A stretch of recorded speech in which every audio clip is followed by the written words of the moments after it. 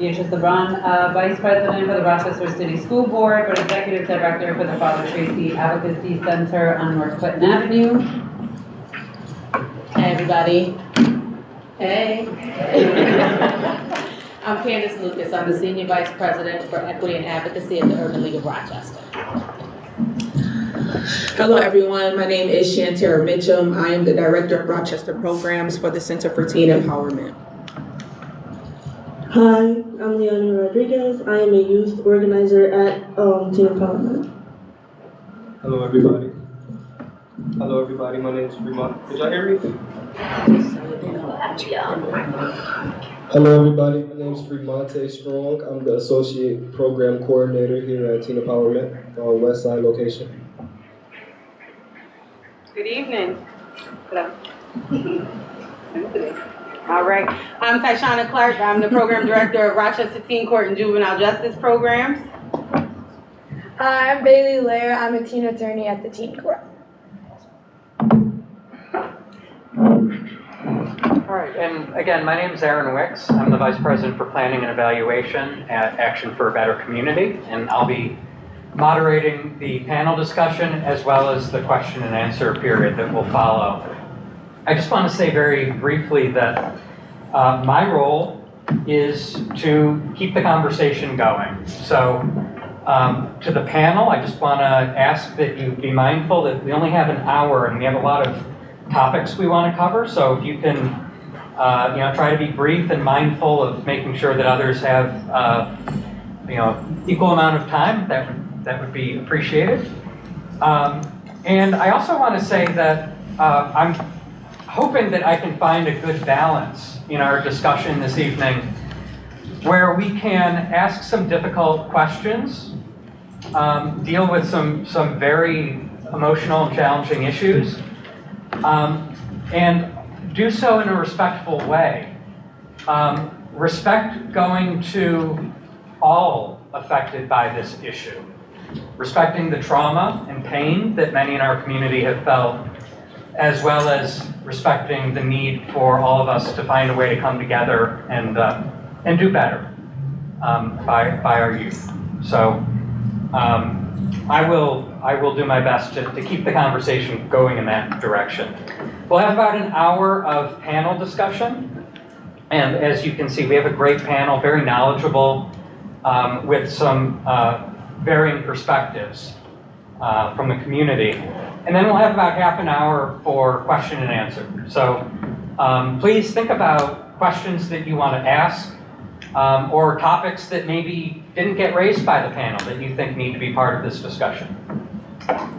Okay, with that, I'm going to start off by asking Will Cleveland to tell us a little bit about the project, how it came to be, this report on use of force and youth, and what the investigatory process was like. Will?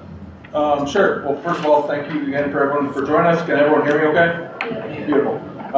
So I've been at the PAB now for a little over 2 years. Before that, I worked for 14 years right actually upstairs as a journalist with the DNC. The last half of my career, I covered the Rochester Police Department. So I'm very familiar, born and raised in Rochester. My grandmother's over in 19th Ward. I was born over by, you don't need my whole life story. But so I got really interested in this specific topic, dating back to my time as a journalist, for the event that happened on, it would have been January 29th, 2021, which was right over on Harris Street, over off near St. Paul and Avenue B, and that's when officers pepper sprayed and handcuffed a distraught 9-year-old, who was kind of in the throes of a mental health crisis, was asking for her parents, and that really got me thinking, is this something that happens all the time? Is this a pattern? Is this something that we can track? So when I got to the PAB, one of the things I was really interested in looking into was this, not this specific event, but all the events that have happened, before and after. So this really happened through what we call an oversight investigation, which is where I send an information request to RPD. They either tell me no, they tell me yes. Usually they tell us no. We'll get signed up some responses, not usually in the entirety of everything I'm asking for. So in this case, I asked for 5 years worth of information. I asked for 2 years before the Harris Street incident. I asked for the 2 years after, because in December of 2021, RPD released a new general order, General Order 338, which is what dictates how they deal with juvenile and the juvenile use of force policy. So I wanted to see like how RPD officers were acting before this policy came out and then after it. So I sent in a request asking for 5 years worth of information, asking for all of the reports, all of the witness statements, and most importantly, all the body worn camera footage. And we were told no. Weren't really given a good reason why, but after some negotiation, RPD decided they were going to give us access to about 15 or 16 months worth of data. I got this huge mega spreadsheet. It was like 1,200 entries. I logged everything and got it down to about 318. Because a lot of these incidents would involve, multiple officers. Like in one instance, there's a distraught youth over at a school, and required 7 officers to subdue a 14-year-old. So I asked for, once we had this all narrowed down to 318, I asked for body-worn camera footage for those incidents. Was again told no. And then following that, I decided I was going to take what I thought were like kind of 10 incidents outside of this big number that kind of showed like different trends, whether it was a mental health call, a search warrant execution, a traffic stop, things like that. So I asked for body-worn camera footage and all of the related documentation for 10 incidents. And once again, we were told no. Ultimately, we ended up with only 2 body-worn camera files related to any of these 318 incidents. So my goal was to really show what was happening out in the community, to kind of log where it was to track where it was happening, to track what sort of calls they were involved. So was it mental health? Was it a warrant execution? Was it locate a suspect? Was it arrest? Whatever. And then also to track the different types of techniques that RPD used, and then to figure out where all these were happening. So I ultimately produced this report. It's about 25, 26 pages, where I mapped everything, showed all the incidents what was happening. But ultimately, we're not able to really say if RPD is following their own policy because we don't have any of the body-worn camera footage to show like specifically how officers are behaving. So that's kind of where we stand with this. So that's why I'm really happy to get a panel here to really talk about their experiences and maybe some path moving forward. Thank you, Will. And I just want to make a note. I spoke to Will before this session started, and he explained to me that his role as a staff member of the Police Accountability Board is to do investigations on the collect the facts side. So if you see other panelists, speaking from their own perspective and giving their opinions, but Will not doing that, that's because he wants to stay, in kind of the domain of, fact. So he's our expert in the report, and the rest of the panel are the experts on the community. Not that Will's not also an expert on the community, but that's not the role he is playing tonight. So just wanted to clarify that. So I'd like to start first with a broad question for the panel. When you think of policing and juveniles, what comes to mind for you? And Beatrice, let's start with you. I'm going to try the mic again. I don't know if it's working. I think we're getting interference from the, Okay. yeah. So I'm just going to speak up, y'all. If y'all can't hear me, please let me know. I'll stand and project. You can hear me? Okay, good. The last person in the last row just said they could hear me, so hopefully you all can hear me. But first and foremost, the first sort of thought that comes to my mind is that if they can do it to children, this is why it's so easy for them to do it to the adults. That's first thought. But second was that when I joined the school board, I already had the statistics that RPD was arresting over 800 kids per year in the district, putting them in the school to prison pipeline. I know you've heard that terminology and people are like, what is that? What is that? That is what the school to prison pipeline is. It's allowing officers access to children while they're in their school environment. And let me be clear, I never expect that all kids are gonna have it together, especially when you're coming from trauma in certain situations and neighborhoods and family dynamics that may not be reflective of like what society wants you to have, it's easy to snap. You're also still developing. If you're a young person, your brain is not fully developed until you're an adult. And so you're gonna make mistakes. You're gonna have an argument that yes, is gonna escalate, but it should not equate to a child leaving high school with a criminal record. And so those are the things I think about when I think about policing in juvenile. I would agree with that. I would second that. When I hear those two terms, police and juvenile, I think they're oxymorons. Like they should not be together in any instance, right?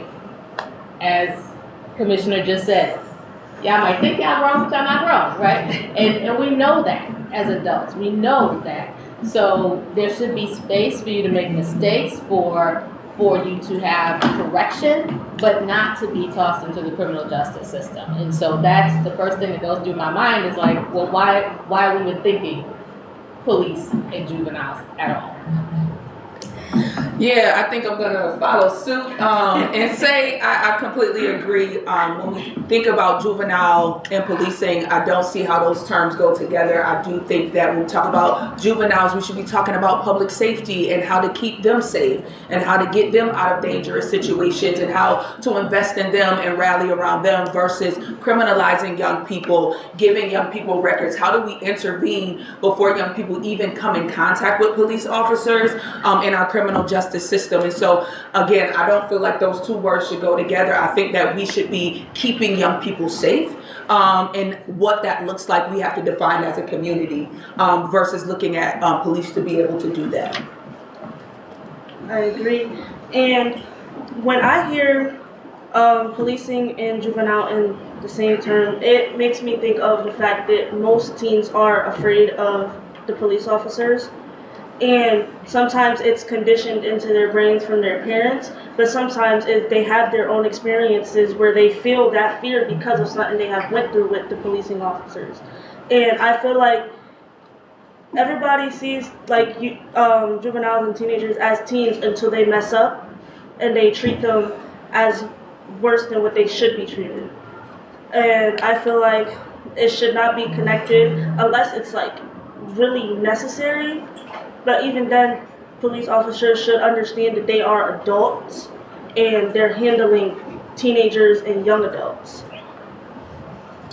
I would piggyback off of that, just because I know being a young black male, I was always taught, to stay away from police until I got into a youth organizer role at Teen Empowerment and was actually able to come and sit in fishbowl circles with police to actually see, that police weren't always bad, and for them to, kind of break the stereotypes and us to break this, but we shouldn't have to be taught from the start, to stay away from police if police are here to, kind of protect us. Those is, like I said before, supposed to be like our superheroes. We don't see Batman and Spider-Man outside, we see police coming, you feel me? So we should have that connection, and we don't.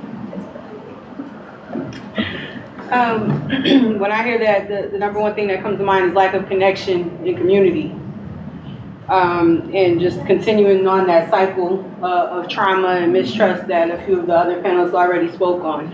A lot of folks it is generations of trauma that if a young person is being brought up and their family has had negative experience with law enforcement or those who are supposed to protect them, they're just continuing on that cycle by having these negative interactions, just further building on that foundation of what they were already taught to believe. And for a lot of our young folks are feeling unheard. As kids already, your opinion isn't always necessarily holding the most weight.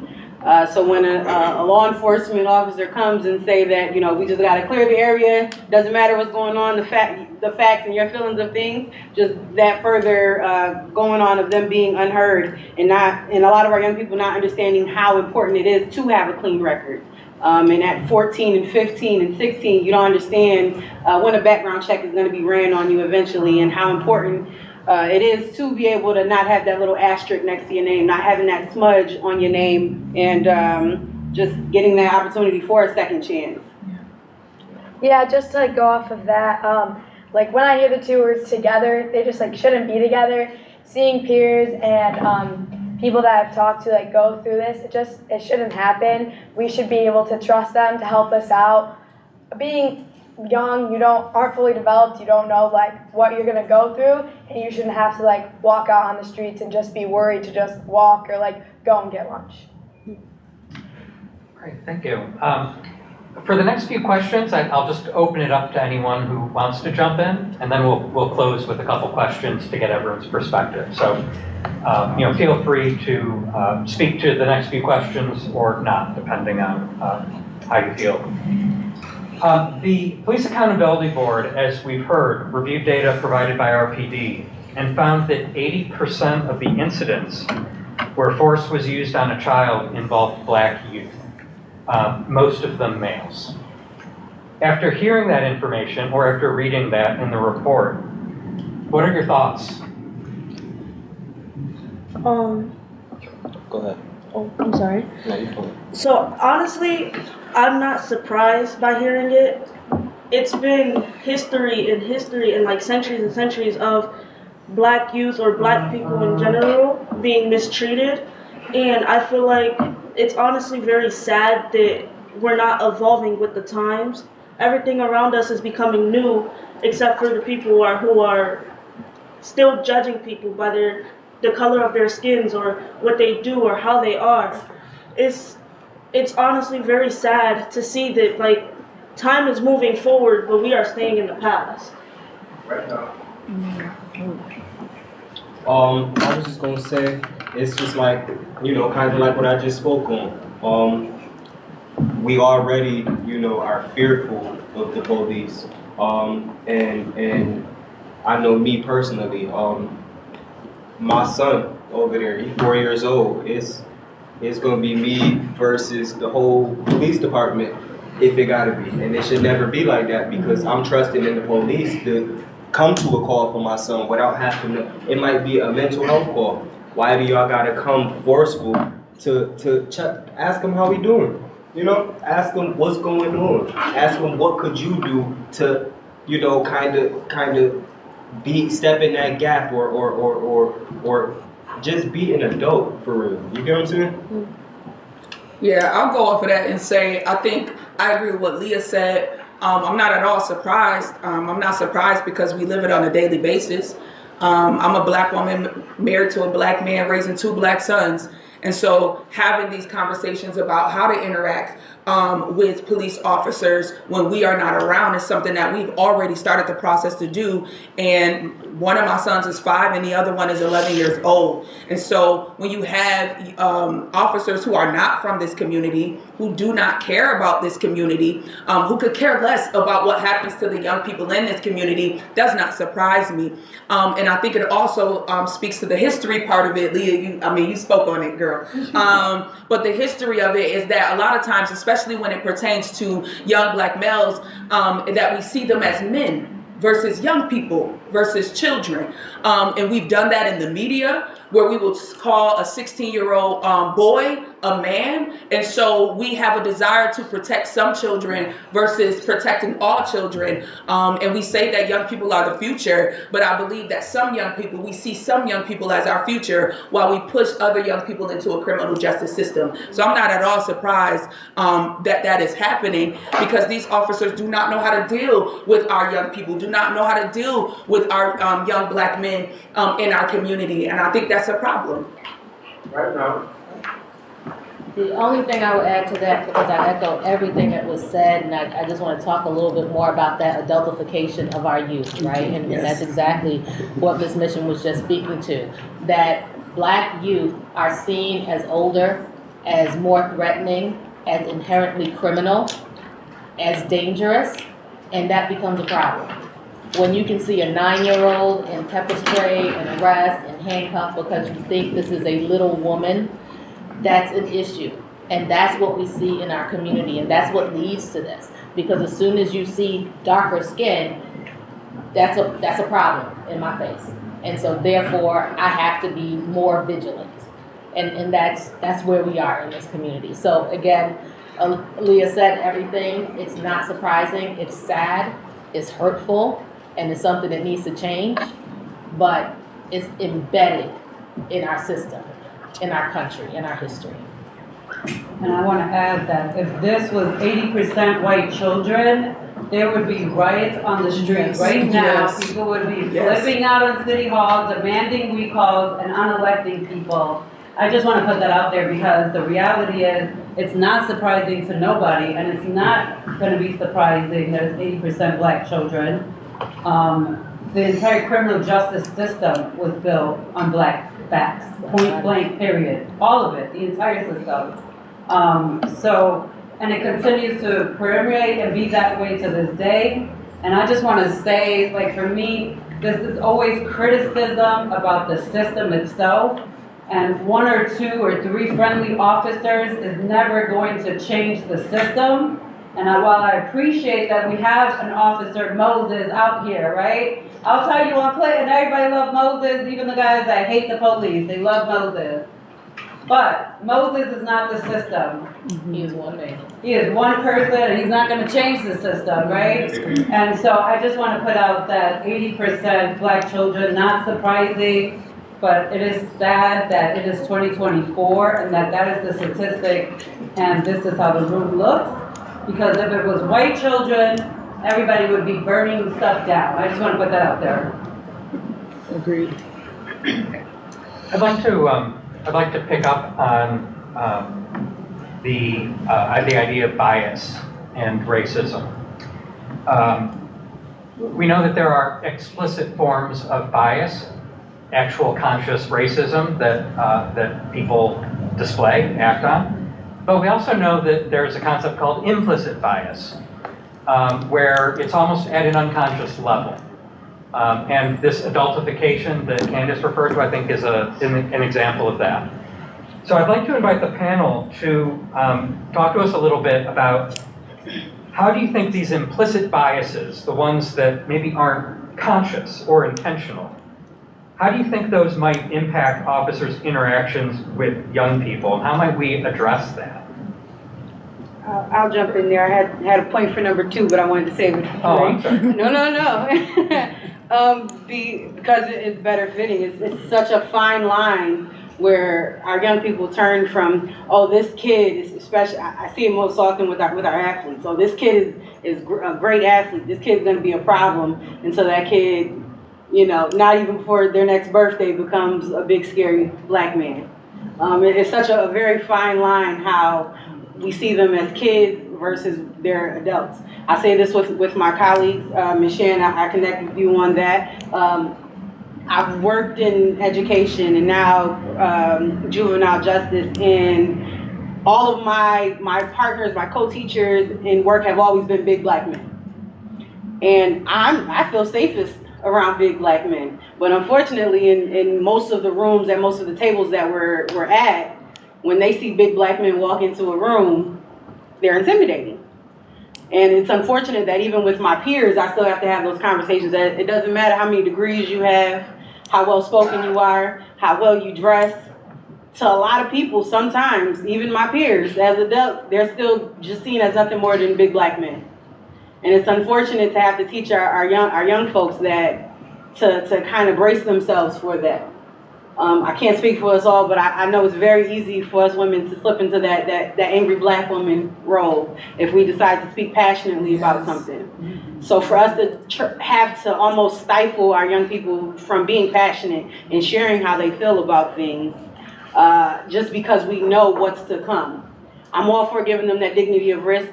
Please be you. Go on, be great, and become your full, authentic selves, but still having to teach them about that safety net and to know just when enough to push it too far so that you still get to come home safe at the end of the day. Yeah. To your bias point for just being able to see how can we impact those interactions and just see each other as real people. And talk is cheap. You got to go out there and connect. Yeah. It's easy to sit in spaces and to just talk and talk and talk. We can talk till we're blue in the face. But until folks are actually boots on the ground, making an actual difference, making a true attempt at changing this narrative and interrupting these cycles, That's the only way we're gonna actually see real things, the needle actually move. Yeah. If I could jump in too, I think implicit bias is dangerous. And the reason why it's dangerous is because it's unconscious. It's because you are not aware of it. And so I feel like when you are not aware that you are biased, when you are not aware that you treat people differently, and you actually feel like you are doing the right thing, that is very dangerous. I think dismantling structural racism, the reason why it's so difficult to do is because most of us are unaware that we are operating in these ways. And so we need the data that Will worked on for the last 10 months to show that yes, there is an implicit bias that is happening here, where we are treating one person one way and we are treating a different demographic of young people a different way. And I think that we have to all be aware of the implicit biases that we move in different spaces with, because when you are not aware, you do damage. You destroy communities, you destroy young people, you destroy everything. And so I feel like we have to really be able to look at the way that we move in certain spaces and how our implicit bias impacts all of us, because we are so unaware. And so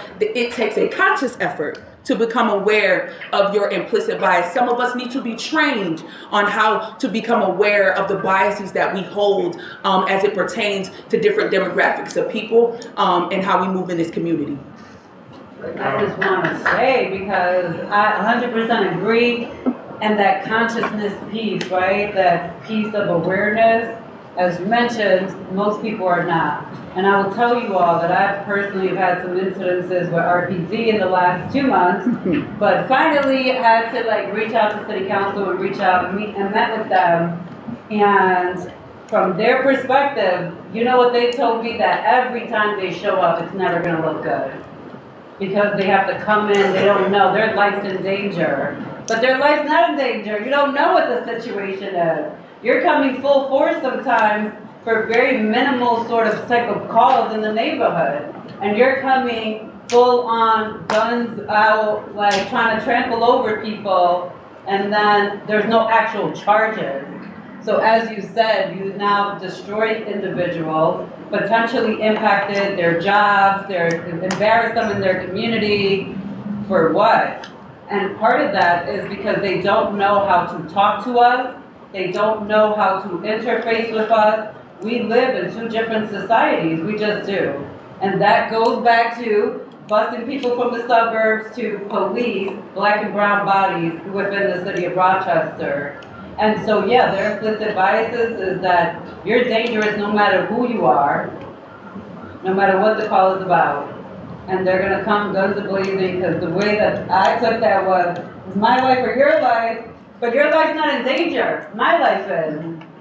You don't know what you're coming to see me for. So I just wanna point out, I do think education is a key component, but I do think that there are certain individuals that no matter how much exposure they have to education, they should be fired. And so I do think the second piece is that we have to change some of these laws in New York State that allow officers to abuse black and brown bodies, mess up the entire trajectory of their lives and livelihood, sometimes generationally, so that they can't be fired and penalized. Me personally, I think if we can't change the law so they can't be fired, we need to allow individual officers to also hold the liability and allow families to sue the officers directly. Because I will tell you, the same punitive ways that they think we change behaviors is the same way that we can change their behavior. Because now as an officer, if you're using excessive force on me and I have a right to personally sue you, you're gonna think twice, okay, about putting your hands on me if you're personally liable for that damage and the harm to me and my family. That's all. Can I just say one thing? I agree with the panelists. I would just challenge that the behavior is not implicit. They are very aware of what they're doing. They are very aware that they believe that black people are more dangerous, are inherently criminal, that they need to be treated in a certain way, that you have to be rougher with this demographic. That is very conscious. It is not implicit. So when we say it's implicit, we're kind of giving them an out by saying, well, they don't really understand what they're doing because it's just, you know, in there. But no, they know exactly what they're doing. And when Beatrice talks about accountability, that's where we have to push back. They have to be held accountable. And we have to hold them accountable. We cannot turn a blind eye. We cannot get, you know, desensitized by it. Just feel like, all right, this is what it's always been and keep moving. We have to be vigilant. That's how we combat that. Okay, thank you. I'd like to talk a little bit about what's some data that's in the report. And Will, if there's something that you feel needs to be added to this, let me know. But there are some interesting patterns in the report. For example, 60% of all of the incidents that were reported on took place in the Clinton and Lake Patrol sections in the northern part of the city, with 20% of all incidents happening within the 14621 zip code. What are your thoughts on why these parts of our city have such high rates of RPD using force on juveniles, and what change, if any, do you think is needed? I'd like to speak on that. I feel like these specific areas have the most incidents, and it's because of the fact that even though we don't realize it, segregation is still a really big thing. Okay. And I feel like if you're walking down the street of Clinton or Lake, you're going to see majority brown and black people. But if you're in the suburb areas, you don't see cops anywhere because it's majority white people. But when you're in them areas where it's majority people of color, you're gonna see a bunch of cops everywhere because they're there in case something happens, in case someone does something. But it's more of they want to keep everybody inside their area, so they do whatever they can to keep the crime coming, to keep the crime keep it going, so that they can keep doing what they got to do to make sure that them areas stay low rated, yeah. So I feel like the change that needs to happen is they need to stop seeing those areas as areas of of things that are gonna go bad. Instead of viewing the area as, oh yeah, I'm not gonna walk down that area because a lot of things happen down there. Instead of viewing it like that, they should view it as, another part of the city instead of just its own little area of people of color. So I think the change that needs to happen is, I feel like it's not a change I don't think we can create. It's a change that the police officers have to change inside of themselves. They can't keep viewing people like that. Or if they keep viewing people like that, it's going to continue like that. I just want to say, we spoke on Clinton and Lake area, and realistically, I mean, we are from Rochester, and if not from Rochester, we've been living in Rochester, we're familiar with what's going on here. That area is a lot of, it deals with a lot of poverty, it deals with a lot of drugs, lack of schooling, what's the word, Shan? Impoverished housing, you feel me? And then on top of all of that, we got, police kind of looking at us in a negative light, you get what I'm saying? Whereas then I feel like in that area, we need more counseling. We need places for counseling. We need, little therapy spots. We need spots where youth, where people in general could just go and feel, safe, like a safe haven or something like that. We need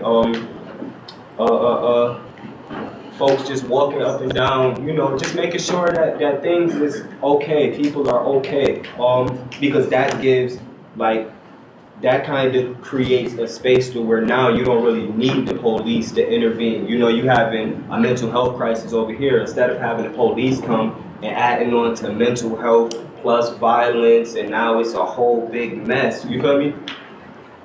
We as community members could go and pull up, all right, cool, such and such just gave a call and they need help over here. Now here we go as a body of people that actually care, people that's not here to harm you, people that's not here to put your life or your future in harm's way. Tremonte? Yes, ma'am. What he said is, you're spot on. When folks have that sense of ownership of their community, we tend to take more care of it. When you go to a neighborhood where everyone is predominantly, all of the homes are lived in by the owners of that home, those neighborhoods tend to be a little bit nicer. And that includes in the Clinton area, in the Lake Avenue area, the 14621 area. I'm from 14609. I grew up, born and bred in Rochester. I'm from the east side and proud of it. But, you know, it's generations in those homes. We took care of those homes because our grandparents lived there and they left that, and we were blessed enough to be able to have those properties left to us. So when you have that sense of ownership and this is my house, this is my neighborhood, you tend to take care of it more. But when you have outsiders that are not of that community, that are coming in there and telling you, no, I'm running this, then that sense of defeat comes in. It doesn't matter. They view us as this way. They think that we all behave this way. A lot of these communities here that these are highlighted in this study is shown that they don't, excuse me, that they don't have that sense of ownership of that community. Law enforcement deems us that they already know what's going to happen. This is why they have so much overtime in this area, because we already know how that neighborhood is. So we're going to be prepared for what's to come. So where do you have the room to want to change that narrative if they already think we're going to do this way? So why prove them wrong? How easy is it to fall into that cycle and fall in those footsteps of what they already believe us to be anyways, instead of fighting like hell to change that narrative? I think I want to piggyback off of what you said, Ms. Ty, that we go into, 14621 in general historically has been, divested in and over-policed. When I was growing up, I'm from the east side as well. When I was growing up, it was called the Crescent. It was the most impoverished and had the most criminal activity in the city of Rochester. And so that reputation, it continues to this day. And so officers are coming into those places feeling like they need to police. They need to put knees on necks and hurt and damage people. And so I think that we have to be able to, as a community, like Fremonte said, rally around each other, but also systemically flood those communities with resources, flood those communities with money and funding, build up programming in those areas to support the individuals in those areas. And so we can't say we want to change it on this end, right? We want to help and support young people that are being targeted in this community without sending the resources to those areas as well. And so that's a challenge to our government. That's a challenge to those who are in power in our city to send resources to those communities so those communities are not being over-policed. Yeah, I'm going to add, because I'm on Clinton every day, that to your point, that disinvestment, I almost feel like some of these neighborhoods have sort of been abandoned, if you will, and sort of left to their own vices in a systemic of poverty, right? And so for me, I am not surprised that Clinton shows up on the list, because I also watch police every day harass people who are just on the street, and I wonder, how can the city of Rochester on one hand say that we have a police shortage, and on the other, I watch police sort of looking for crime and harassing people on the neighborhood who are homeless and have nowhere else to go, but that is their neighborhood too. And so when I think of all of these sort of collective issues, for me, in my mind, it is the lack of resources, but also the lack of opportunities for the people who are on the other end of this. There are no opportunities. And the opportunities that are so-called out there are very challenging for a lot of the individuals. You have to find a suit. You have to have a resume built. You have to have experience, first of all, to have a resume, right? You have to have a suit. You have to get there. If you have $0 to your name and nothing, right, in your pocket, and no family support, no resources, it is incredibly difficult to actually access and touch and reach that resource or that opportunity. And so for me, I do think that the solutions to this is community. It is building. For me, I'm trying to build out a neighborhood resource center right in the hub of the Clinton Ave so that we take care of our people whether they're struggling with drug addiction or they're homeless, or they live in the community and they just need a box of food or a job referral or a linkage. I had to do diabetic needles today, take out stitches, and make a medical referral. They walked in. And so those are the sort of solutions. And I'll say this too, when I hear people arguing outside of my office, I go outside. I center myself in the middle of that situation with my team. And we can do that because we've built the relationships to do that. So I know your real legal name, but I know your street nickname too. I know what's gonna calm you down. I know that I need to distract you for a minute. I may need to separate. I may need my team to take this person inside over here. I'm gonna stay outside and let them vape or hit a cigarette or get them a stogie so I can calm them down. I don't call the police unless I absolutely 100% have to. And that so far in 1 year, that's been one call. That's it. That doesn't mean there haven't been incidences. And that's why, I just want to piggyback that. I want to acknowledge that RPD had to acknowledge that since we've been there this past year, the calls on that area have dramatically been reduced. Why? That's not because people have not stopped arguing or about to escalate into a shooting or a fight. It's because we physically understand that these are our people from our community. And we're not going to let you get caught up because you're caught up in this heated moment with an RPD or a police incident. That's all.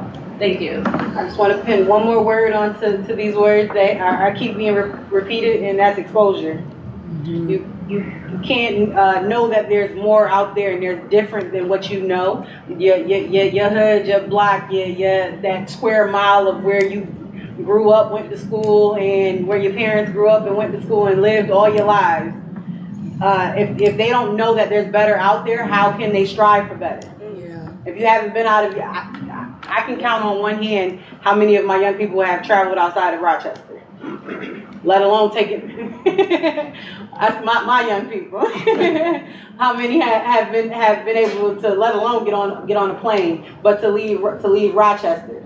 So how can they know that there's more outside of Rochester for them? There's more opportunity for them if they haven't experienced it, or the generation immediately before them hasn't experienced it.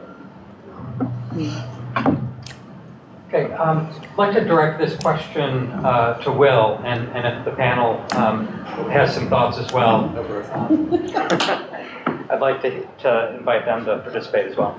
What mechanisms exist for reporting and investigating incidents of excessive force against children? So there's a number of different avenues that can be employed. You can contact, obviously, the PAB. We're equipped to take complaints.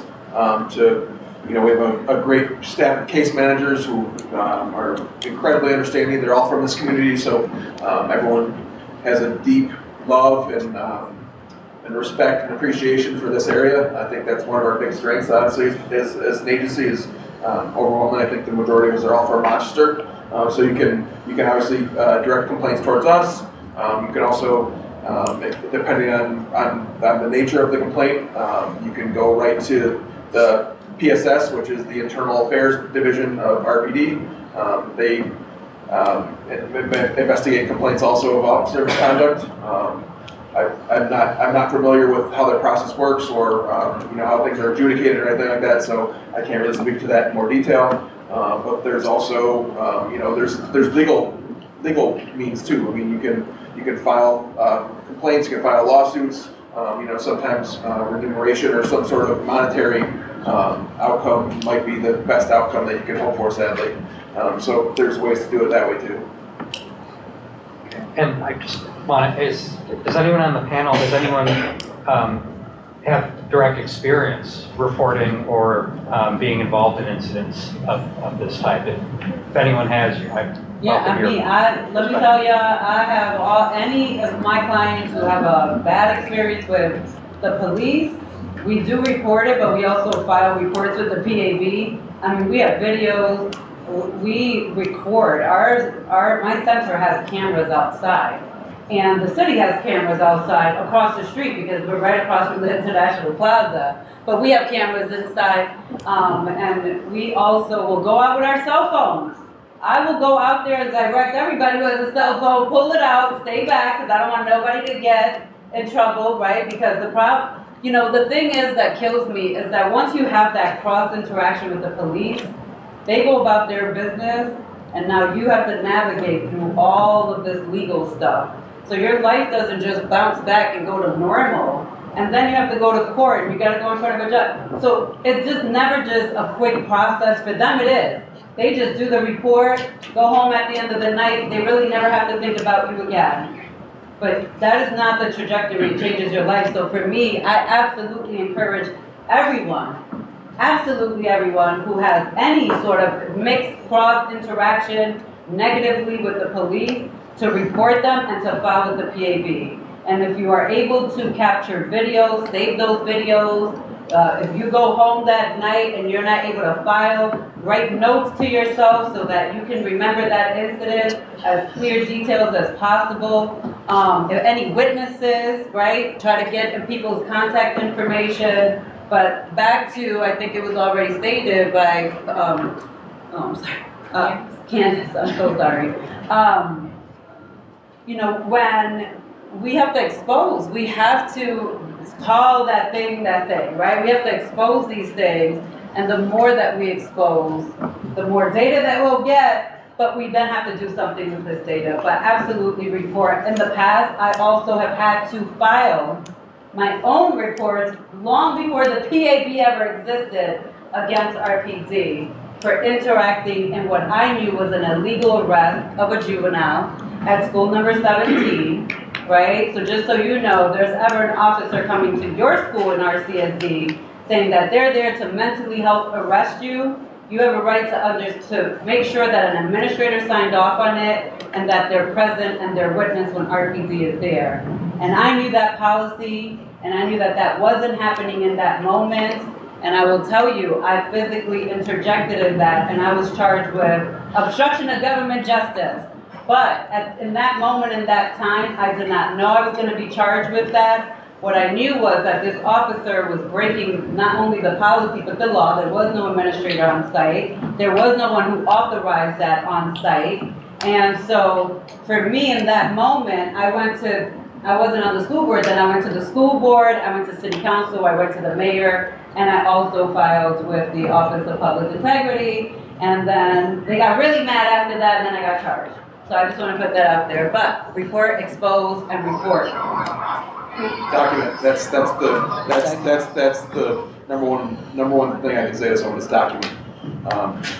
Like Beatrice said, encourage your friends to video. Talk to as many people as you can. See if there's any cameras around you.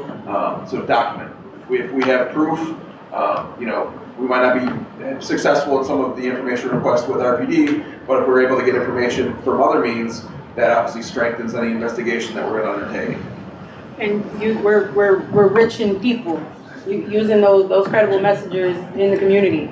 If you know that if your phone calls haven't been getting answered, but you know someone else who may get that call answered, if one of our young folks is having trouble getting in touch with the public defender's office, no worries, because I see them every day at work. So, just using your resources, and I understand, I may not be the one to connect with this person, but I know somebody else that will. Or I know somebody that will know somebody to know somebody. Just being flexible and creative and using those respected community members. Sometimes we got to name drop.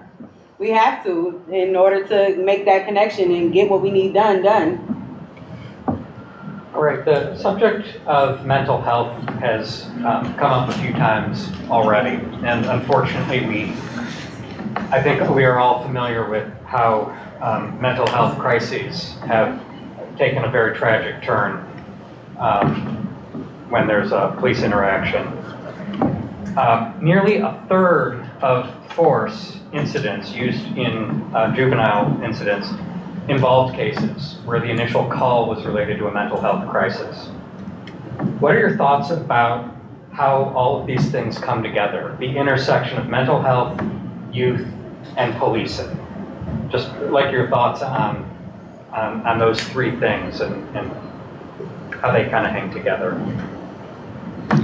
I would say that I feel like policing gets involved into mental health crisis because everybody is conditioned to call 911 in case, like, in an emergency, even though there are, like, mental health crisis helplines, which is 211, which people should be calling 211 instead of 911, because police officers aren't trained to deal with mental health patients, mental health crisis people who don't need to be put down with force. Police are trained to, like, put people down and arrest people, and sometimes people just need some help and they don't need to be thrown onto the floor. So I feel like police officers should not be called during mental health crises, especially with youth, because those are adults and we are teenagers. You know, we're kids still. So I feel like instead of calling somebody who is going to see us as a criminal and see us as somebody who they need to put down to calm down, instead of trying to speak and understand what is going on and speak to try and connect to us and get us to calm down. Yeah. I just want to mention to you all, back in 2020, the Commission on Racial and Structural Equity was established for Rochester and Monroe County. So I don't know how many of you are familiar with that, but this was developed by then Mayor Lovely Warren and County Executive Adam Bello. This was after we watched the murder of George Floyd on TV, right, during 2020 in the heart of the pandemic.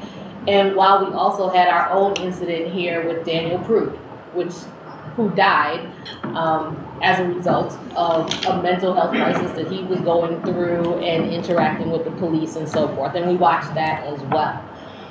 In that commission report, they talked about the intersection of mental health and juvenile justice and criminal justice, and as well as housing and education and healthcare, and how all of these systems interact, and that we cannot take them just one at a time, but that these intersections happen, and so we have to look at it as a systemic issue, not just as individual issues, and not just as one sector on its own.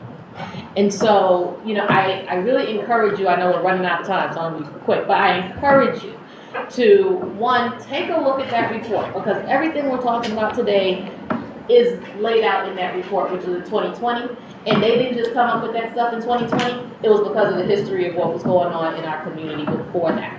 So I encourage you to do that, and you can find that on rocrase.com is the website. I would also encourage you to get involved in helping to be the solution to some of these issues that we have, as it's been outlined, highlighted a number of times. You have to be involved. We have to hold people accountable. We have to make sure that things are transparent. We have to document, report, and so forth.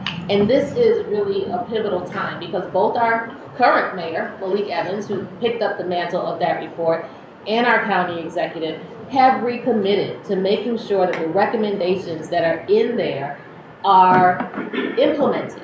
And there are a number of them around policing, on hiring practices, on operational practices, on how they engage with the community. They talk about the juvenile justice system, how our kids are being put into a detention system that is not prepared for their mental health issues and challenges, right? So we need to read that as a blueprint. It's documented, and all we have to do is truly hold the powers that be accountable to making sure that they implement those recommendations. So if if you didn't know a very specific, concrete way to get involved, that is one. It's online. I know y'all all have smartphones. Y'all can type it in right now. You can look at that and you can get involved immediately in being part of the solution. So I just wanted to make sure you guys heard that before we ended tonight. I just wanted to piggyback off of what Leah was saying. A lot of times when we see mental health issues or things like that, 9 times out of 10, our first response is to call 911 or to dial 911, forgetting that we do have the 211 number. And I just bring that up because even if you do, forget 211, you get 911 on the phone, I feel like everybody, you know, should just make it a priority to just put it on the line. It's a mental health problem. If you got to start off with that, you know, just so that when the police do come, we could hold them accountable. We mentioned on the phone that it was we mentioned on the phone that it was a mental health problem. So y'all shouldn't have came with force. Y'all should have came understanding and empathetic and ready to do a job that y'all signed up for. I just wanted to add that, nothing too much. I think it's important to note too that nothing's black and white. You know, there's details and nuance to every situation. And knowing as an adult when it's okay to tap out. And knowing that, okay, this situation is getting too big, too much for me. And this is why they always have partners. And if you're coming with a team of y'all anyways, knowing when a situation, being an adult and trained well enough to know when to tap out in this situation. I'm not making this situation any better, so maybe I need to remove myself from this immediate situation and let a partner or a colleague handle this.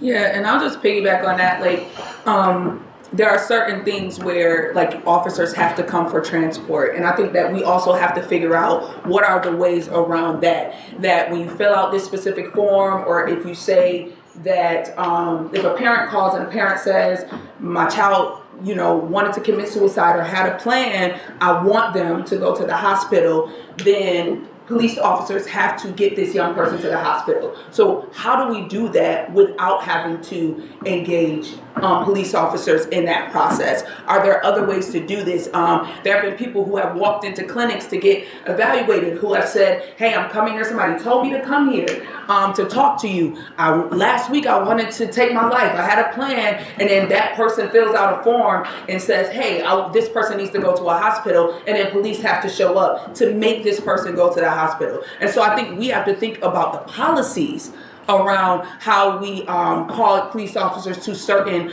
situations. And if police officers have to engage in these situations, are they prepared with the resources, the training to be able to navigate these situations and their own mental health issues? When we get into these things where we might be triggered, we might feel some type of way. So those are the things that I'm thinking about. It's a policy thing, right? Do police officers have to be there when AMR shows up to transport somebody to the hospital? Right? And so how do we navigate that? So let me add a little bit, and I definitely want to continue this discussion on mental health. We do have resources in the community, such as the PIC teams, Person in Crisis, and Child Protective Services, that do play some role in interacting with people who are in crisis, as well as youth. What role can those existing resources play in terms of making some of these systemic changes that have been discussed? I'd like to speak on that. So just like to come in and to understand the whole picture as it is, you can come in with one thing in your mind and it's a whole different situation. And just for the youth, to be able to talk through the situation with them and help young people mentally process what is going on and not just come in full force. I've heard from clients in different situations where the police or security are just coming at them. They don't ask what's happening. They don't know what's going on. And it isn't understood in the way that they want it to be understood just because they are having a mental health crisis on the street or they're arguing with somebody, or even like in instances in hospitals where they're not giving the help they need, and so it's getting escalated faster than it should be. Mm-hmm. I want to add that the PIC and what was the other? CPS, two government systems, and government should not be running human services type of related programs. I just want to put that out there, and they're never going to, I have to just tell you all, it's beyond policies under government, and that's the issue, right? It's beyond policies, it's regulations, it's usually very minimally locally controlled, and also not meant for these communities here versus the Bronx versus North Carolina. They're all sort of these generic blanket sort of processes. I just have to put that out there. So CPS, I do want to give credit that I do think that there are people who work in CPS who understand that they can, do what they can within the limitations of the regulations that they know this community and work around like some of these things. But even PIC, as much as they are phenomenal people who work at the PIC team, they're still under a government system, and it's very limiting to how they interact in that situation versus a community-based organization or grassroots efforts, right? Where those individuals could be trained, they know their community, they 9 out of 10 times know the individual across from them because they're from that community too. And also understand how to talk with people. Man, some of this is just, we know how to talk with each other and they can't talk with us. Even when we're in our own mental health, right? We have to understand what mental health looks like in Black spaces and brown spaces and how it looks and shows up even in white spaces. They are all gonna show up differently, y'all. And if English is not your first language, it's gonna show up differently too. And again, for me, it just goes back to both of those systems really should be community-led, community-based, and not government-based. And that's just my point, that's all. They're never gonna ever get it right, in my opinion. And the only thing I'll add to that is there's also FIT, which wasn't mentioned, but we don't have a coordinated, centralized, integrated system to deal with mental health in this community. It's all piecemeal. Everybody has their own system, their own policies, and the individual and family is left to try to figure it out. And that becomes part of the problem. We need to change the system so that we have something coordinated, that individuals don't have to try to figure out, do I call PIC, do I call FIT, or the police don't have to figure out, do I call PIC, do I call FIT, do I call CPS, because we're leaving the individual to manage something that they don't have they can't manage at that time. Let me say that, right? That they probably do not have the wherewithal to be able to manage during a time of crisis. I would like to say one thing. I feel like if we were to continue involving these groups into mental health crises, I feel like they should be put under the training that is needed to handle the situations.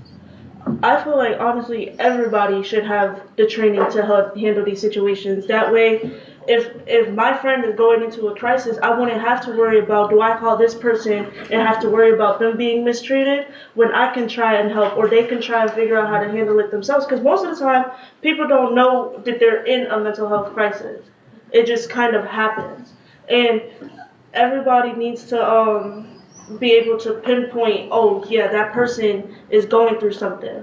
And if we're afraid to call certain people, we should handle that by putting training on them where we feel like if we call them, they'll be able to help the proper way instead of not helping the proper way. And if I could just piggyback off of Leah, I think one of the things that I want to make very clear is that we can teach skill. We can give people skills, but we cannot give you the will, and we cannot give you the heart to care, the heart to want to do this work, to value the individuals in our community. So we can give you the skills all day long, but ultimately you have to have the heart to want to do this work and to care about the individuals. And I think it goes back to what you said, Beatrice, is that a lot of folk, they can't. They don't understand. They don't care about the community in the same way that me, growing up, living on the east side for most of my life, care about that community, wholly invested in that community and wanting to see something different for my people. And so I can teach you skill, but I cannot teach you will. So I want to begin to sort of close the panel part and invite audience members to start thinking about questions that you may want to ask. But before we get to your questions, let's talk about solutions and next steps. What are some specific changes that you would all like to see in RPD policy regarding how they engage and interact with young people? I'm going to throw it out there. When we did have SROs in the district, and we were going through back and forth, and full transparency, I've never supported police officers in schools. I voted to remove them from schools, and I will never support them ever coming back into schools. So I just want to be clear that I stand 10 toes down on that. But when we were having those conversations, right, with the transition, because there was negotiation sort of going back and forth, one of the things that we requested as a school board was that we wanted not only SROs trained in interactions and mental health with youth, we wanted all the potential officers who may come on a call to be trained. And they refused. They would not agree to that. In fact, they wouldn't even agree to have the SROs officers that they themselves identified in the schools to have any training with mental health and youth and restorative practices. They refused. So I do think it is a small, quick thing that we could do. And I just have to say, I'm going to say this, that it would feel symbolic for me at best as a policy versus really deep diving and changing the laws, would be that they are required every year to get youth development, youth interactions, mental health training. All of them, every single one of them. That is one small change that they could do. I want to see, and Beatrice talked about it earlier, people being able to hold the police accountable and being able to sue individual officers for their behavior. Right now, we do not have that in this state. What's it called? I forget. Thank you. Qualified immunity. Right? We cannot hold them personally accountable for their actions. I think if that changed, we would see a difference in the way police officers interact with everyone. To back off what Beatrice said, in different fields of nursing, you have to take a course every year to get your recertification to continue your nursing degree. So I think it would be the same thing as police to get training on mental health or get training on how to deal with juveniles, because it's a lot different in different situations than an adult having a mental health crisis and a juvenile having a mental health crisis, because we go out there and our brains aren't fully developed. We don't know how to properly act. Maybe we've never had an anxiety attack before. And so if they had better trained, they'd be able to help us through that and not make the situation worse.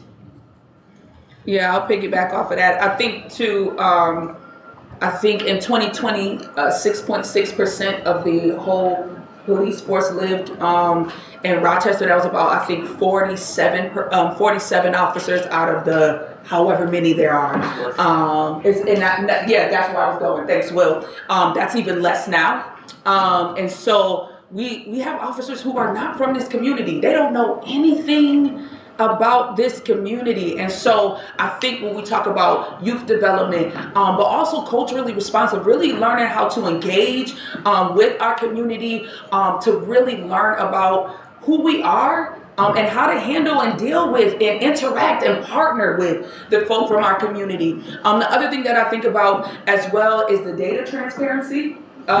When we are requesting this information from RPD, to give that information over, because if you don't have anything to hide, you will be transparent. And so how do we increase that for RPD? But then the other part of it, I think, goes back to the community. And I know that the system, the institution needs to change, but then I want to bring it back to the community, that we need to be investing in community programming, community organizing, empowering the young people from the community. I mean, look in this room right now. All of the young people from Tina Palmer, just wave your hands real quick. Right? So we have a room full of young people from the west side, from the northwest side, and from the east side sitting in the room right now. And so how do we amplify their voices and ask them what they want to see change and what they want to see happen? I had a conversation with them as we prepared to come to this panel, where I said, what were some of the things that you all would want to see happen in our community? And they had really great ideas. And so how do we amplify their voices in this process? Absolutely, Shannon, and meeting folks where they are. I'll name drop as well. I'll shout our agency out. Center for Youth tonight, we're having a March Madness event with our young folks and RPD. So we made RPD buy some good eats for the kids, and you know, they're hanging out this evening, watching the March Madness games and having open gym. But meeting folks where they are, out of uniform, and just being a regular person with these young folks. And that's how you build community. You know, to lower that wall, break down that wall, and actually build relationships with folks. 100%. just piggybacking on kind of what both of y'all said.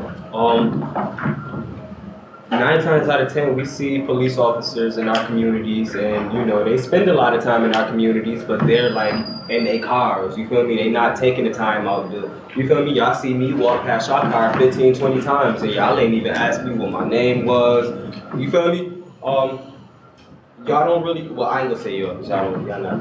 But they don't live in our communities. They don't come from our communities. They come, they get their paychecks from our communities, and then they take them to their communities. So we basically sitting here. You feel me? We all fed up and stuff like that, and y'all living good in our hood for real. You feel me?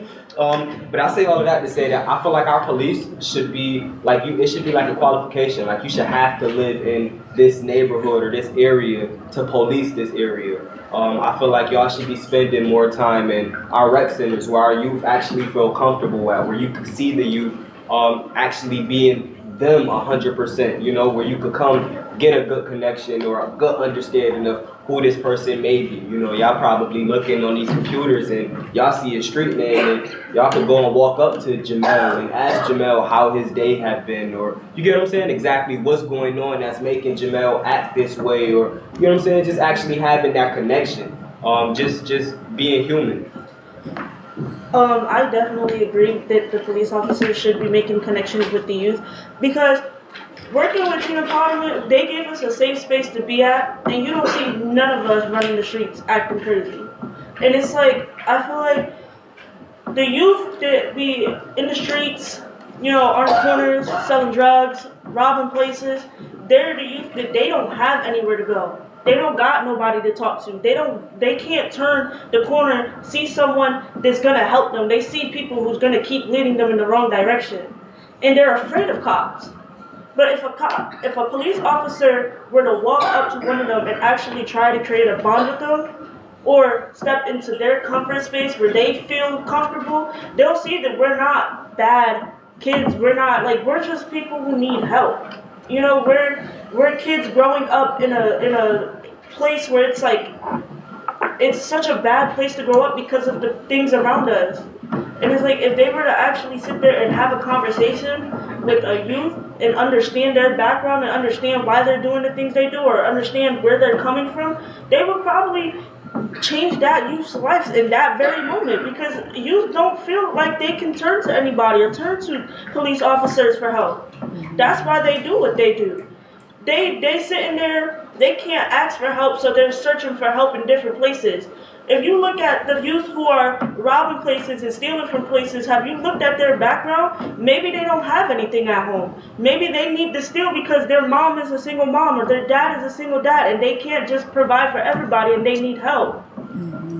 And if police officers really took a moment to understand that, maybe then we could start helping change things. Because like, if you're offering somebody help, they won't feel the need to do what they gotta do to help themselves. And I just want to just hop in really quickly. Candace just asked me a question, and my heart is heavy because of the question that she asked me. And so, tell me your name. Me? Yes. Bailey. Bailey. And so she asked me, what is the young lady's name at the end of the table? And I said, I don't know. I couldn't remember.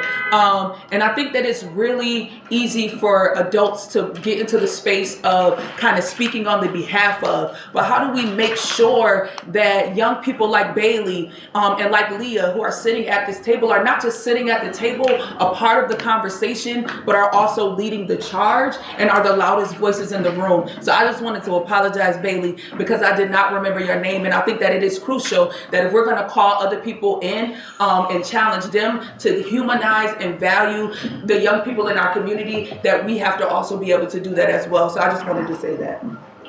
Thank you. So I'll say, I wanted to know your name, Bailey, because I wanted to follow up on something that you said earlier. And I wanted to give credit to where that was coming from, as we've done throughout this discussion. So, you know, you talked about that training, and you raised the issue around certification for doctors and nurses and so forth, right? And our police officers are not licensed professionals. They're not certified in that way. And I would love to see that, just moving your point a little bit further, that they need to be certified. And, you know, every 5 years or whatever that cadence is, if they're not making the mark, they're no longer police officers, right? So again, it's back to that accountability. How do we make sure that there's accountability built into the system that goes back to the direct officers? And that's where we're seeing this miss in the incident that happened today. Before this conversation, we were talking about the specific officer and seeing that this is the 4th incident in 30 months, I think it was, right? So how do we hold these officers to account?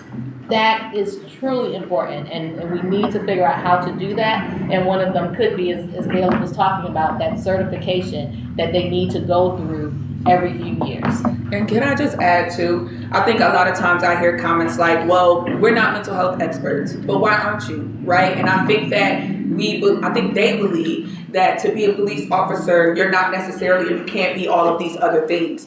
But again, you can be a mental health expert and also be a police officer if you go through that training and you get those skills. So those things are not separate things that have to exist separately. Those things can be in the same individual. Just like I'm an educator and a director of a youth program, right? Like those things exist in the same individual. It's not separate things. And so I think if we start to challenge that, if officers are going to college, get these degrees in these areas and promote that, push that. Mental health, youth development, urban development, like get these degrees in these areas to become a police officer as well. And I think that also will help. So it goes along back to that certification conversation.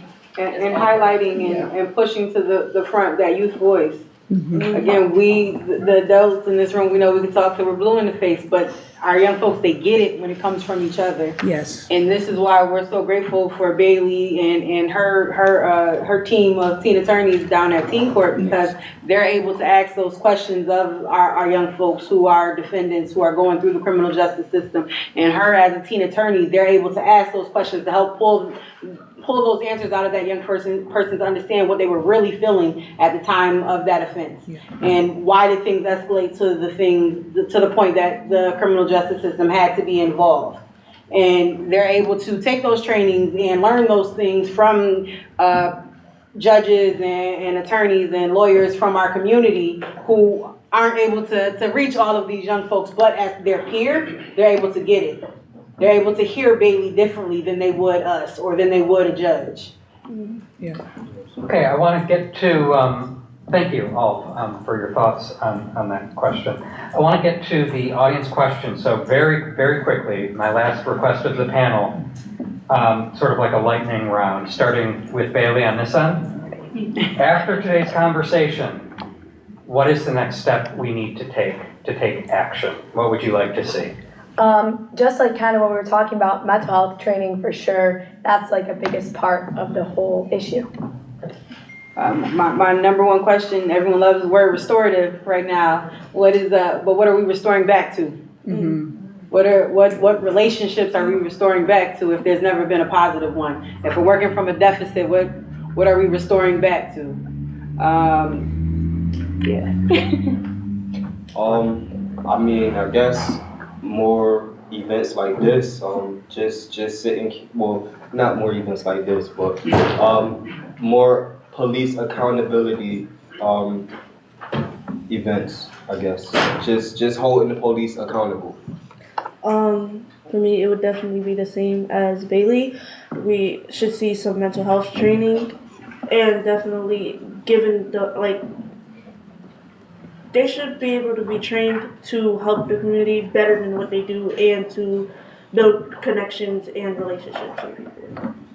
Yeah, I'm going to go back to just what I said a little bit earlier, that the young people oftentimes know best, and I feel like the next step would be to engage young people in this process in a youth-friendly way, where they can kind of voice what they want to see and what they want to happen in the community as it pertains to public safety. I would like to read the report that's been out there, the Raise Commission, and get involved in the process because there are very specific ways that you can do it. It's not, you can do it in different ways, but there are very specific recommendations out there that target this. So I'd love to see you get involved in that. And I'd also say, as we're talking about the police and how they need to change, you all can be part of that change, right? We need to see police officers that look like us, right? And where are we gonna get them if it's not us? So I'd love to see that we're thinking about how do you change that force by being part of that solution, getting involved in it. Okay, well, I want to thank the panel for their thoughts on these questions. And now I'd like to hear from all of you. What questions do you have for the panel, or what thoughts have come up as a result of this discussion? Yes, sir. All right, so my question for the panel is, how much do you think that the current police system takes from the slave patrol? Everybody hear that? That was a good question. Yeah. Say it again, can everybody hear me? All right, how much do you think that the current police system takes from the slave patrol? All of it, we said all of it. You're welcome. Anybody else? Questions?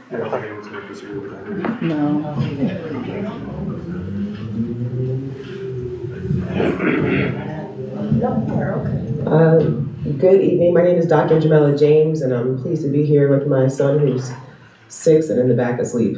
But I just thought it was very insightful, the conversation that we're all having, all the hopes and the dreams and the plans, what we're going to do. But did anybody look at the mission of the Rochester Police Department? Does it have anything to do with youth? No. You're not mentioned until the very, very, very, very bottom of the page. And that's just because they want to exploit you. You're not going to get money for something if it's not in the mission statement. Yeah. You're not going to need meetings like this if it's a part of the protocol, because they have money for it. There'd be a budget line. There's no conversation. You just do it. Nike, you just do it. So if they wanted to do it, they'd have done it. As the queens and kings up here have been saying, your participation is a must, but y'all don't want to be shields for them. They ain't been shields for you.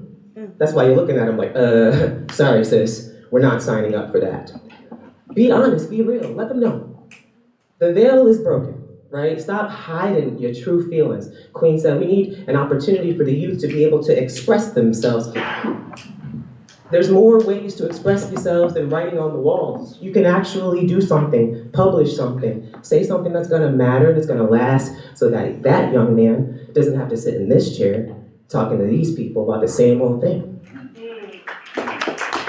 The police in this city, as the mission statement says, is to prevent crime. So what is the view of criminality of a police force that don't live in your neighborhood? They cannot be community driven if they're not in your community. Their community is focused on criminality, and who do they think are the criminals? There you go. All right, now y'all done put 2 and 2 together. If you want anything else, you can find me. Thank you. There's a question up here. I want to know why don't no police come and want to hear what we think would be the right thing for them to do?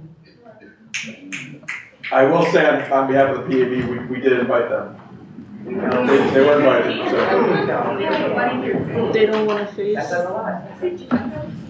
Hi, thank you. I'm Kiana. Thank you for having this meeting. I think in order for the police to take accountability, we have to get the Congress to change the 13th Amendment, which you're ID'd, freed as a slave until you commit a crime. So again, it's a slave trade. And that's what they're gonna tell our kids when they're going to school. If you make a mistake, you're a slave. And they don't want us to say it out loud, but they make these actions and these comments out loud. So who do we tell our kids to call when they're really in trouble? If you're here to be a peace officer and provide safety, when you come, my child shouldn't come home with injuries they didn't have when they left home.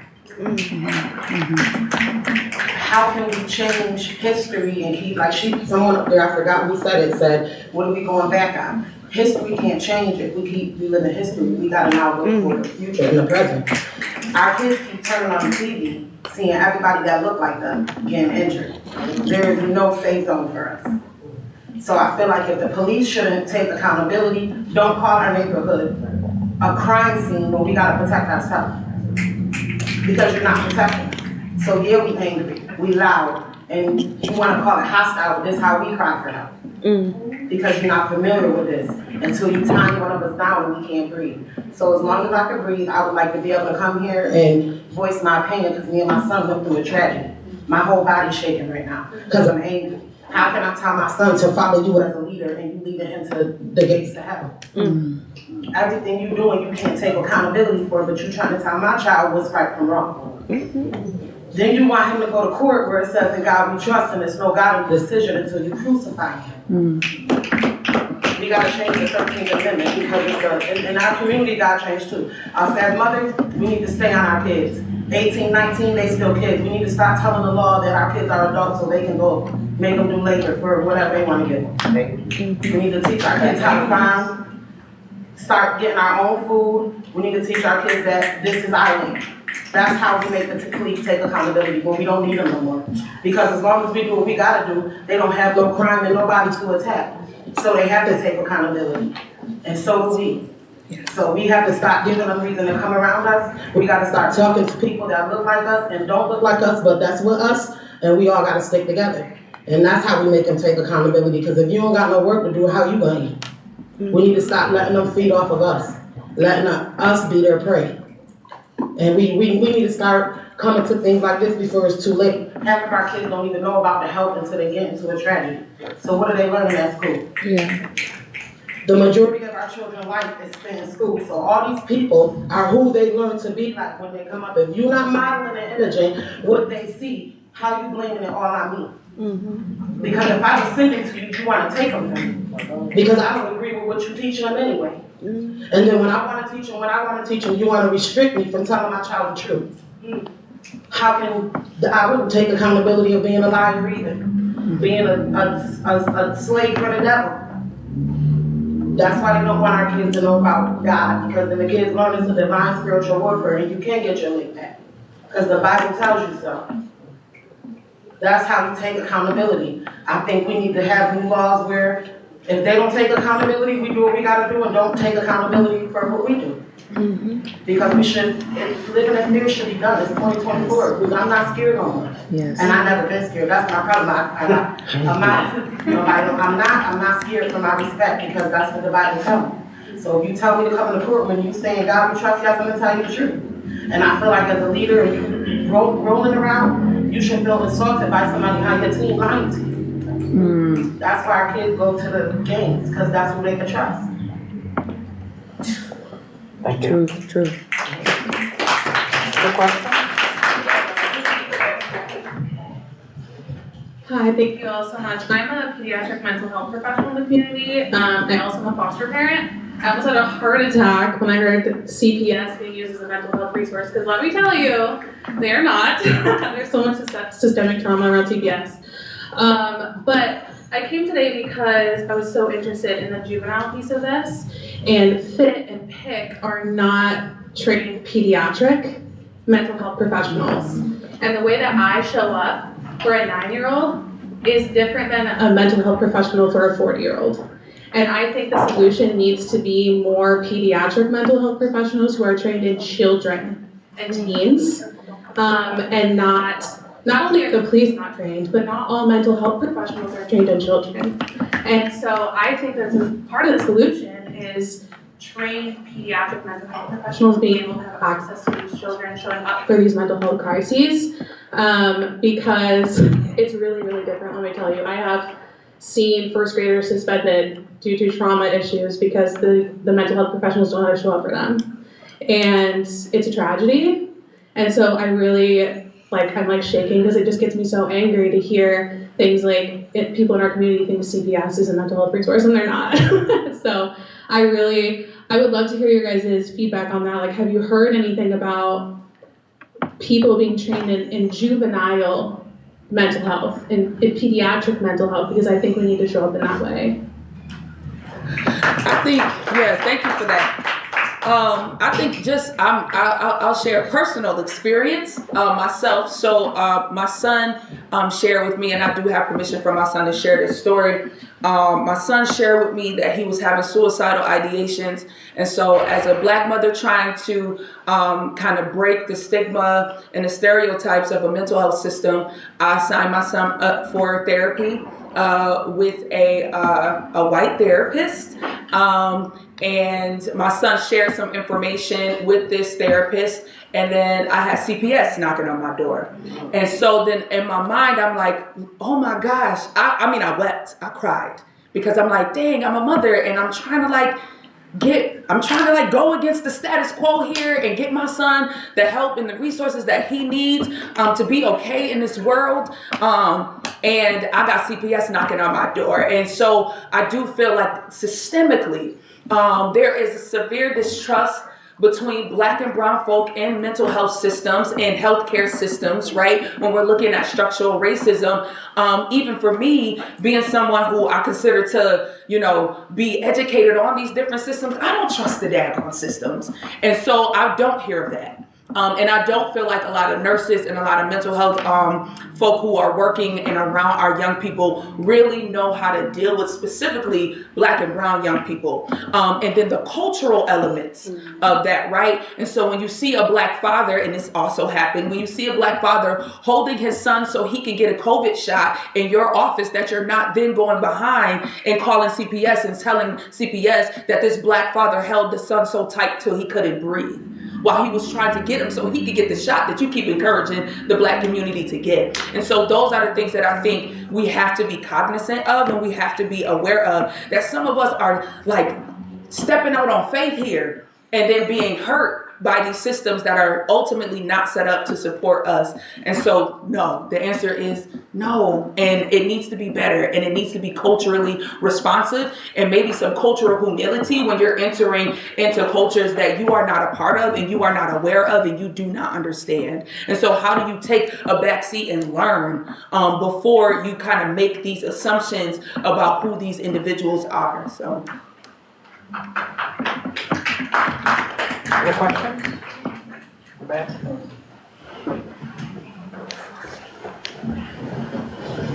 A question that I had was, do we know the percentage of police that were defunded due to their injustice? And if we do, can I have that information? I would like to know. So I've done a fair amount of budgetary analysis with the Rochester Police Department, and over the last 10 years, their budget hasn't gone down. It's actually gone up. It's at a higher level. This past budgetary cycle than it ever was. I think it was about $110 million this year, and that's not including all the overtime. So roughly 20% of the city budget goes to the Rochester Police Department. But if you compare that to like Buffalo and Syracuse, it's pretty much in line. The budgets for each of those places is generally like 16 to 20% of each city's total budget goes to the police department. So there was no defunding. If anything, the police budget went up. All right, thank you. I see you guys in the front. You have a question? Back here. I'll come and see you guys. I wanted to speak on what you said. I feel like that with the Black and brown community, that the government always, when it comes to mental health, tries to separate us from our home, but at the end of the day, that's where you feel most safe, at home. And it always, mental health a lot of the times does not stem from your home. A lot of the time it comes from school, work, like family. Like, it does not always come from home, and sometimes home is the only safe space that they have. And when they try to take you away from that, that's really what makes it worse a lot of the times, because they're not your family. You don't know those people. At the end of the day, they're labeled your family, your guardian, but a lot of the time those are strangers, and that's all I wanted to say.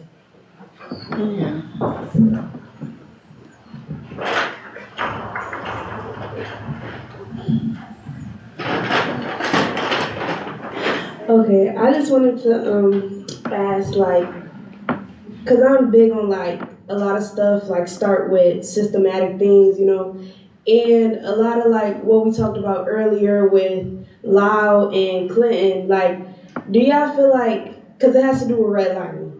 Like automatically, you look up in places it's labeled as dangerous. So, do we feel like we can get rid of redlining? And if so, like what would be the steps to get rid of it? So I'll take that, and this is why I'm telling y'all to look at that RAISE report, because that is explicitly discussed, redlining. You're absolutely right. That's how our neighborhoods were designed. And to go against that, there's greenlining, which is to specifically invest in those communities, right? So one of the things that we see happening is the filling in of the inner loop.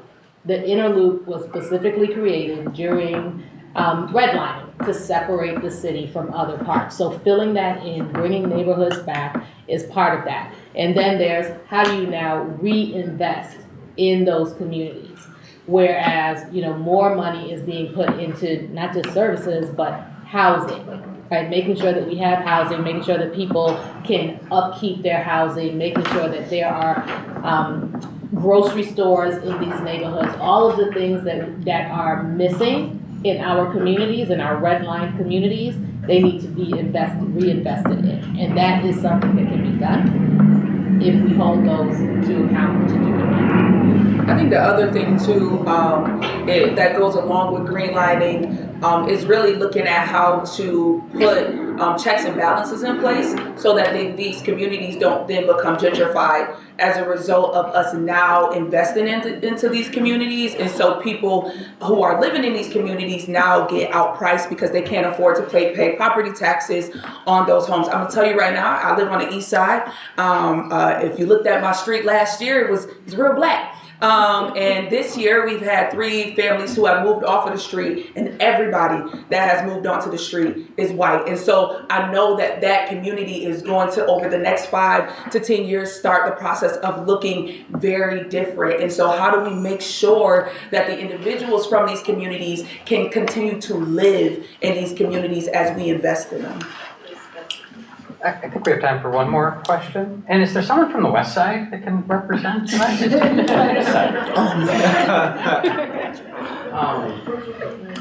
So I did have a question, but now since you got in touch with redlining, somebody said it about keeping us in our own communities, and what they don't realize is that they're making us stronger, they're making us weaker. Because keeping us in our own communities, we're building our own families. Take it back to the Clarissa uprooted.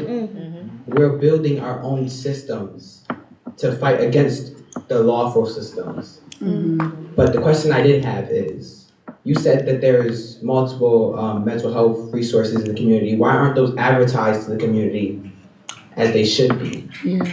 I can speak on that. I think mental health in general is so looked down upon.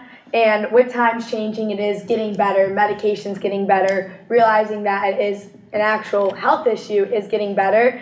But I think that that's such a slow growing movement, because when you think of somebody who's like depressed, they might not get help, or some people like with suicidal thoughts, you're like, oh, you're fine, like it's nothing wrong. And I think just like how people looked at that in the past just isn't changing as fast now. But I think touching on that those resources should be shared more publicly on the news, on social media. We all have phones. We check our phones, once an hour? So if there's just a little ad on there and you see, oh, and that's what I can go get my help for instead of suffering by myself if I have nobody else to turn to. I'd like to add on to that too.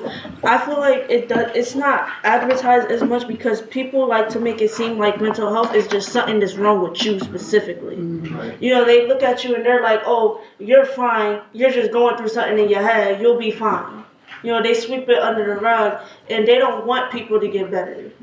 They take all of the mental health issues and they use it as a way to keep everybody in their place. Because if you look at it, everything is just a game in a way. And we're all just like pieces of the game, and they want us to keep in the same place that we're in before. They don't want us to grow better. Because once we start growing better, our image starts growing better, everything starts getting better, and then that's what? Bad for the government, bad for the policing, bad for all of them. So they try their hardest to stop advertising mental health problems because they want you to think that there's something wrong with you specifically, that you're alone in the situation. when you're not. Everybody deals with mental health issues. True story. I'll just say really quickly that we also don't have enough mental health counselors. When you just look at the numbers, we don't have enough. And then when you look at mental health professionals of color, it's even less. I think the number is like 4% in the country are of color. So we don't have enough. We need more people to just be in that profession, normalize it, so it's not about there's something wrong with you, but you know, we all have issues to deal with, and start to build up that field. And how do we partner with universities and things like that? I know when we have teacher shortages, we try to create programs and career pathways to get students to go into that field. As educators, we need a very similar process to get young people from our community to go into the mental health career as well. So, if I could just add to this conversation. Hi, my name is Natalie Banks. I work here at PAB. I was not planning on inserting myself in the conversation, but you know, I've thought about this a lot, and we don't just need more mental health counselors and things. We need more education around mental health and what it looks like, because we have normalized in some of our families mental health issues. We don't know what it looks like, and so we're just like, okay, well, you know, that's Keisha. She crazy. She bug out. She gonna flip out, and we just normalize that. And what happens, what we don't realize, is that some of it is hereditary. So then you just have the mom that's like, oh, she be bugging out, and then the daughter that happens, and there could be schizophrenia, there could be lots of things going on in that family. We have not identified that there's a mental health issue here. And so we have to be educated on what it is, what it looks like in real life, how it plays out, on top of increasing counseling and things like that, because we have to be able to identify it before we can say, okay, we need this service. So that was my comment. Yes. Okay, the gentleman in the back, I know, sir, did you have a question?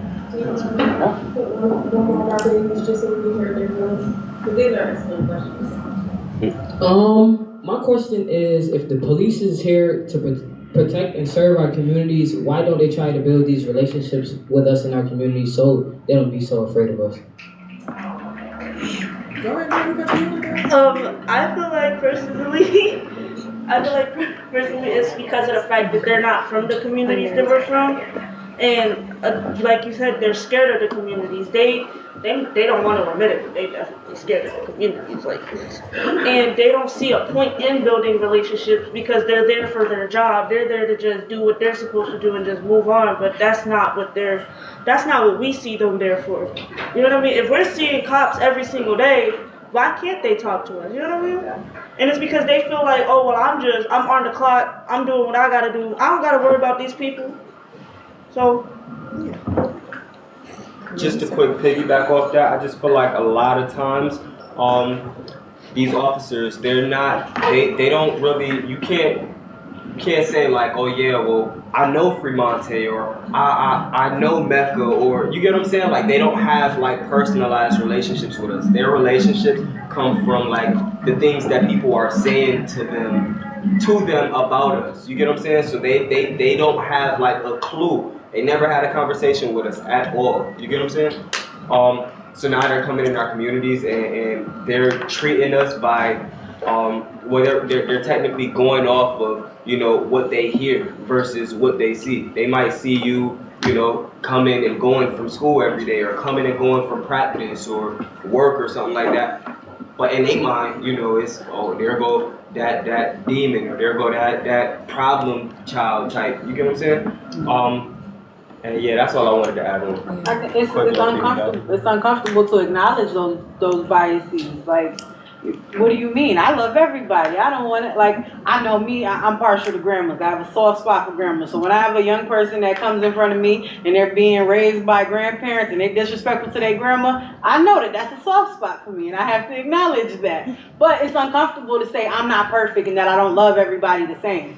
So to ask that of these officers who think they're doing a great job and they're hitting all of their marks, for ask them as an adult, as a professional, to look inside themselves and acknowledge that they're flawed and that they don't make all the right decisions, and that that everyone doesn't feel safe and everyone doesn't feel that they're doing a great job at their job, that's uncomfortable for them. And folks really need to be more comfortable with being uncomfortable, because that's how we make any change.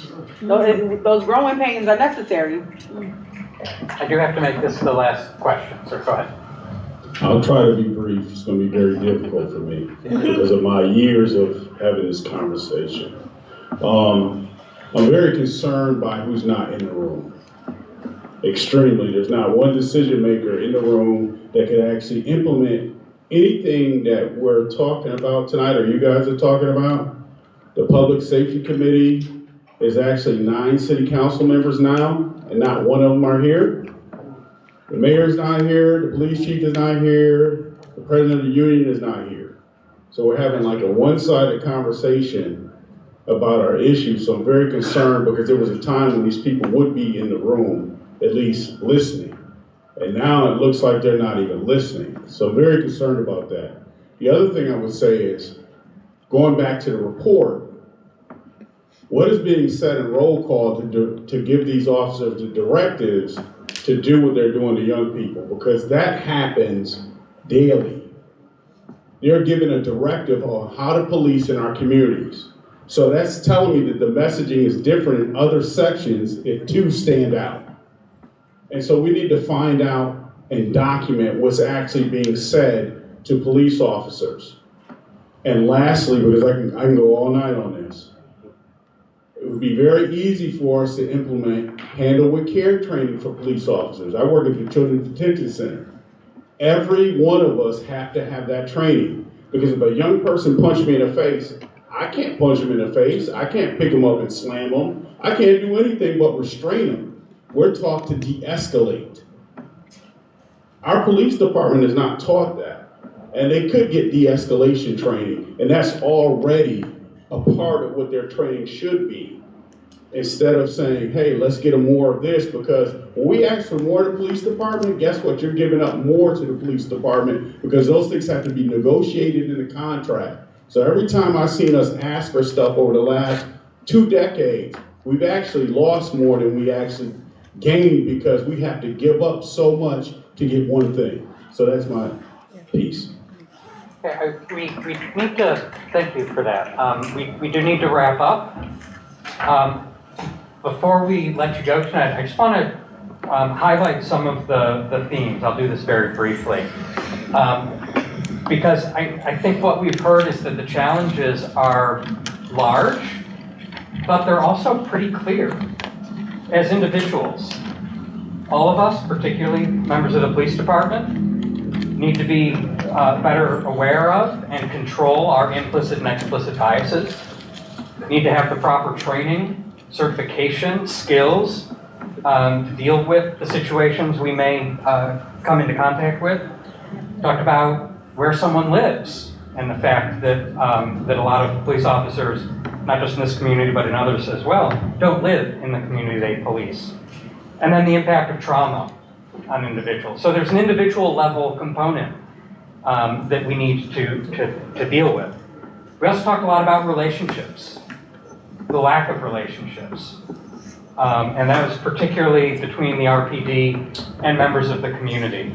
Getting out of the car and talking to people and knowing their names and knowing what their interests are. Building those relationships. It was a very common theme that came up. And not just between RPD and the community, but also adults and youth. Building more relationships across generations. And finally, there's a lot of work for us to do at the community level. A lot of comments touched on that. Talked about policies that need to change. Systems that are in place that are not coordinated and not working together. Investing in building community and ensuring that everyone has a sense of ownership of the community that they live in and that they have a voice. And then eliminating the stigma of mental health so that we can have more effective responses, particularly when it involves youth having a mental health crisis, not having that have the additional burden of community stigma that prevents that individual from getting the help that they need. There are a lot of solutions, and there's a lot of intelligence and commitment to change in this room. But as the gentleman making the last comment said, what's important maybe is who's not in the room. And so I would just encourage everyone, you made time to be here tonight, and thank you for doing that. Please try to make some additional time to get some of those folks who aren't in this room in the room. If you know one of those elected officials, policymakers, a neighbor, a business leader, a police officer, whoever, invite them to participate in this conversation because we need more of the community to be involved in this discussion. So I'll just ask the Police Accountability Board to close us out. I know they have a survey they want everyone to take to get your feedback. So once again, thank you for your time and your participation. And Police Accountability Board will close us out. Thank you so much, Dr. Wicks, for moderating this amazing event. I also want to thank all of our panelists. You all offered some very insightful wisdom to us as well as our community, so a round of applause for them. I also want to give a little extra clap for the youth on the panel as well.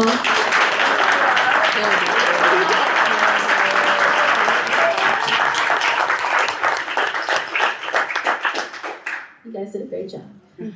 So yes, we do have a survey we would like you to take. We also have our newsletter sign up in the back if you're interested in getting more information about our upcoming events and other policy work that we have rolling out. It's very important that you sign up for that and follow us online. Again, I just want to thank you all for attending, and we hope to see you next time. Thank you. Did you get it? Take all my sticky notes. Yeah.